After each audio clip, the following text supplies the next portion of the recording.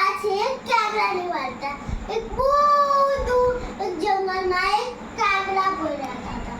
એમને બહુ તરસ લાગી હતી તો એ આમ જોવા લાગ્યા. પછી એમને ઝાડ દેખાયું. એ ઝાડ ઉપર બેસી ગયા અને એમને ઝાડ ઉપરથી આમ જોયું તો એમને ઝાડ ઉપરથી કુંજો દેખાયો. તો કુંજન બાજુ જવા લાગ્યા અને પછી કુંજન બાજુ જીવા ગયા તો એમને ચાંચ નાખી તો પાણી થોડું કાચું.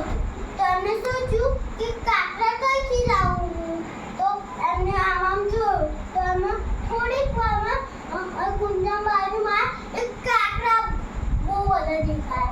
તો આમ કાકડા ભાઈએ સોચ્યું કે આ કાકડા હું આ કુંજન અંદર નાખું એટલે પાણી ઉપર આવે.